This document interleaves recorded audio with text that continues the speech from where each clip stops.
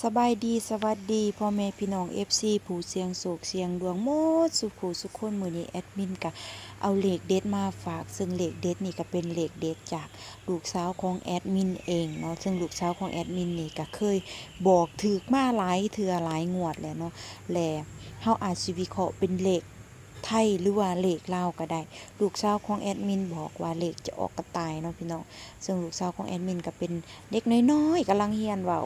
ซึ่งว่ามันจะขิวขนาดเวลาเด็กหน่อยแบบนี้เวลาเว้าเลขหวยหลุดปากออกมาจากสีส่วนไรมันก็จะแม่นเนาะพี่น้อง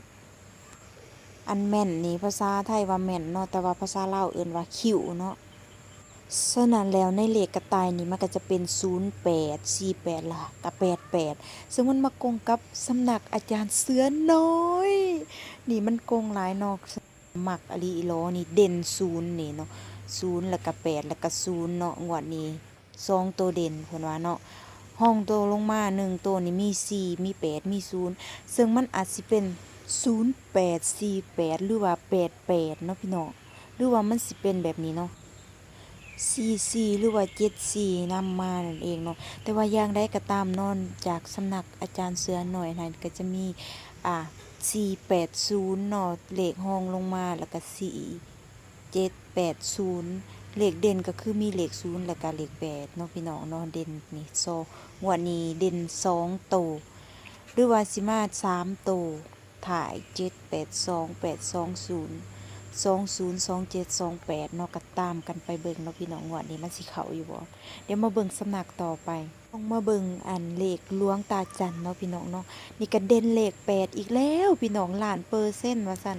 คู่สุดที่เด็ดหวยบนดินกันเนาะตัวเด่นที่สุดก็10ตัน30ตัน70ตันพี่น้องแล้วก็2 3 5 3 6 3 8 2 8 5 8 6นั่นนี่ก็ล้วนแล้วแต่มีเลข8ที่ว่าเด่นเนาะ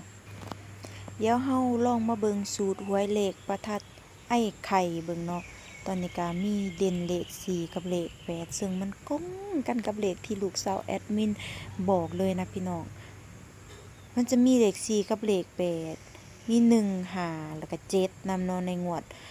วันที่1ตุลาคมปี65นี่แล้วก็ลองจับใส่กันเบิ่งเด้อพี่น้องมันจังได้เลข4กับเลข8นี่ก็ยังเด่นอยู่เนาะพี่น้อง แล้วเฮามาเบิ่งเล็งพิชิตโชคนำกันเนาะเลขเด่นนี่ก็ยังเป็นเลข3กับเลข8ให้เห็นแน่นอนเลขบนเนาะพี่น้องลองสื่อเบิ่งเด้อ88เด้อพี่น้องเด้อในงวดวันที่1ตุลานี่88ทั้งหมดทั้งมวลใน4สำนักนี่เนาะพี่น้องมันก็ตรงกับเลขที่ลูกสาวแอดมินบอกเลยเนาะพี่น้องเนาะมันก็เด่นอยู่ในที่เลข8กับเลข4เด้อพี่น้องเอ้ยจะได้กะพิจารณานำกันเด้อเพื่อเป็นแนวทางก็ลองจับใส่เบิ่งเด้อพี่น้องเด้อนี่ก็ในเลขเด่นเลขเด็ดใน4สำนักหรือว่า4ข่ายที่ให้มาเด้อพี่น้องมันก็ตรงกันขนาดที่ว่ามักแห้งนี่ก็แม่น88นี่แหละพี่น้องเอ้ยลองเบิ่งเด้อสุดท้ายนี่ก็ขอให้ทุกคนที่เขามารับชมคลิปนี้จงมีแต่โชคลาภร่ำรวยเงินทองไหลมาเทมาถูกหวยรางวัลที่1เด้อสาธุ